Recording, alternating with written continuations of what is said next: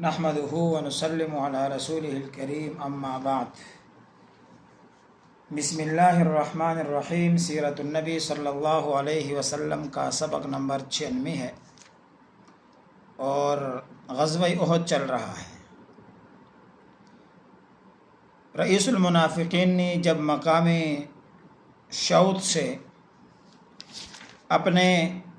300 بندے واپس کر لیے تو 700 کا لشکر رہ گیا۔ جناب رسول اللہ صلی اللہ علیہ وسلم نے اظہار کیا کہ کوئی ہے جو ہمیں دشمن کے قریب سے گزرے بغیر کسی قریبی راستے سے گزرے، یعنی دشمن دور رہے اور راستہ قریب ہو۔ تو ابو حیثمہ رضی اللہ تعالیٰ عنہ نے ارشاد فرمایا جواب میں کہ اس خدمت کے لیے میں حاضر ہوں، اور ایک مختصر راستہ اپنایا جس میں دشمن کو مغرب کی سمت چھوڑا اور بنی حارثہ کے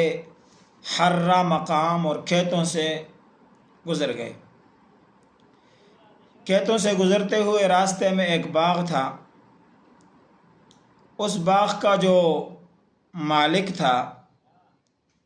مربع بن قیزی جو نابینا تھا، اس کو جب پتہ چلا کہ یہاں سے لوگ گزر رہے ہیں تو اس نے مٹی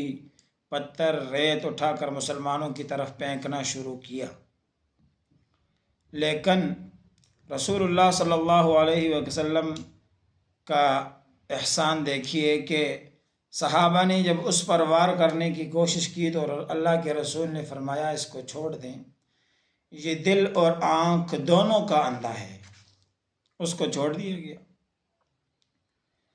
پھر جناب رسول اللہ صلی اللہ علیہ وسلم نے ایسی جگہ پر پڑاؤ ڈالا احد میں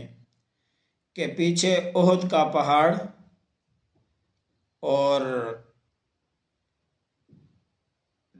سامنے مدینہ، درمیان میں جناب رسول اللہ صلی اللہ علیہ وسلم اور اس کے ساتھی پناہ گزین ہوئے، اور دفاعی منصوبہ یہاں رسول اللہ صلی اللہ علیہ وسلم نے مکمل فرمایا۔ آپ نے ترتیب قائم کی اور لشکر کو تقسیم کیا۔ ایک کمال اور ہنرمند اور دانشمند بصیرت والا کمانڈر ہی ایسی تقسیم کر سکتا ہے۔ آج کے جدید دور کے ذہین سے ذہین لوگ بھی ایسی ترتیب نہیں بنا سکتے کہ کم لشکر بڑے لشکر کے مقابلے میں ہو اور ساری چیزوں کو دیکھا جائے کہ لشکر محفوظ بھی ہو، ہنگامی حالات میں کیا کیا جائے، اور مخدوش جو راستے کرنے چاہیے وہ کون کون سے ہونے چاہیے، کہاں سے دشمن حملہ کر سکتا ہے، ساری چیزوں کو دیکھا۔ پھر 50 تیر اندازوں کو ایک گاٹی پر بٹھایا جس کو جبل رمات کہتے ہیں، اور ان کا امیر عبداللہ بن جبیر بن نعمان انصاری کو بنایا، اور ان کے ساتھ دوسرے صحابہ کرام بھی تھے، 50 تعداد تھی۔ اور اس کے علاوہ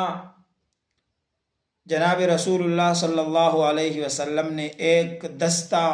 بنایا جو خالص مردان جنگی تھے، اور ان کو پہلے صف کے لیے منتخب فرمایا، اور جو درے میں بٹھانے کے لیے لوگوں کو آپ نے بھیجا تو صاف کلیئر کٹ ان کو کہا ہم ہاریں یا جیتیں آپ لوگوں نے اپنا پوائنٹ نہیں چھوڑنا، ہمیں مال غنیمت ملے یا ہمیں شکست ہو آپ نے نہیں آنا، کسی صورت میں آپ نہیں، یہاں تک کہ اگر ہمیں دشمن کچلے بھی تب بھی نہیں آنا۔ اس قدر سختی فرمائی۔ بعد میں پھر آپ سنیں گے کہ وہ لوگ پھر وہاں سے اترے اور مسلمانوں کو بہت نقصان اٹھانا پڑا۔ اس کے بعد لشکر کی ترتیب میں دائیں طرف جو لشکر بنا، میمنہ جس کو کہتے ہیں، اس پر خالد بن ولید رضی اللہ تعالی عنہ جو بعد میں مسلمان ہوئے، خطرہ تھا کہ یہ چھپ کر حملہ کریں گے، تو 50 لوگوں کو اسی لیے بٹھایا تھا۔ تو میمنہ پر حضرت منذر بن عمر کو مقرر فرمایا، اور میسرہ پر زبیر بن عوام کو، اور ان کا معاون بنایا مقداد بن اسود کو رضی اللہ عنہ۔ اور اس کے علاوہ خالد بن ولید کا خطرہ تھا تو اس کو بانپنے کے لیے حضرت زبیر بن عوام کو ایک اضافی چارج بھی دیا گیا۔ اور جناب رسول اللہ صلی اللہ علیہ وسلم نے جب یہ ترتیب بندی کی تو 7 شوال 3 ہجری اور ہفتے کا دن تھا۔ اس کے بعد جناب رسول اللہ صلی اللہ علیہ وسلم نے اعلان فرمایا کہ جب تک میں حکم نہ دوں جنگ نہ شروع کیا جائے، اور جناب رسول اللہ صلی اللہ علیہ وسلم نے اپنی تلوار بے نیام کی اور فرمایا کون ہے جو اس تلوار کو لے اس کے حق کے ساتھ۔ کئی صحابہ آگے بڑھے اور ہر ایک نے کہا میں نے لینا ہے، جیسے علی بن ابی طالب، زبیر بن عوام، عمر بن خطاب، لیکن ابو دجانہ سماک بن حرشہ رضی اللہ عنہ نے آگے بڑھ کر عرض کیا رسول اللہ میں تلوار لوں گا اس کے حق کے ساتھ۔ اور حق کا پوچھا کہ اس کا حق کیا ہے، تو جناب رسول اللہ صلی اللہ علیہ وسلم نے فرمایا اس سے دشمن کے ساتھ چہرے کو مارو یہاں تک کہ یہ تلوار ٹیڑھی ہو جائے، یعنی خوب لڑنا اس کا حق ہے۔ تلوار انہوں نے لے لی اور کہا اس کا حق ادا کرنا چاہتا ہوں۔ پھر آپ صلی اللہ علیہ وسلم نے تلوار ان کو دے دی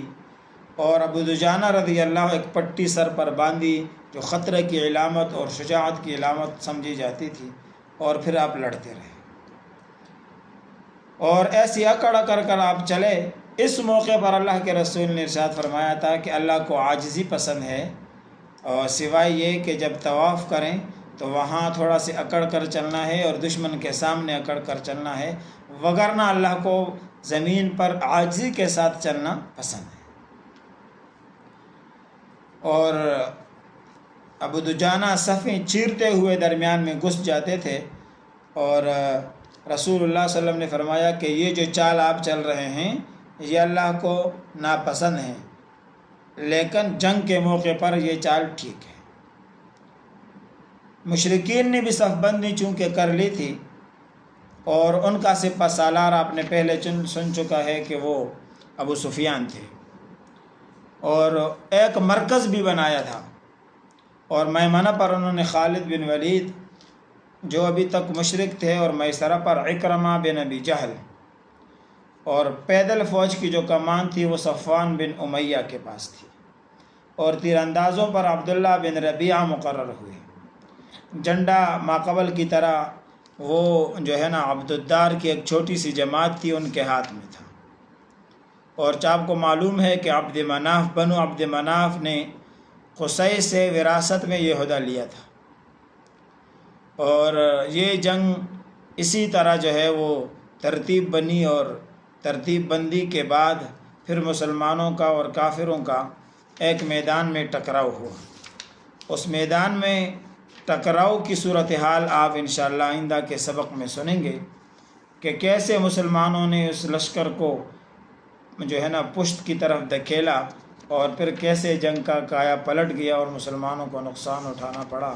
لیکن پھر بھی مسلمان جیت گئے، اگرچہ بہت بڑا نقصان اٹھانا پڑا۔ وآخر دعوانا ان الحمد للہ رب العالمین۔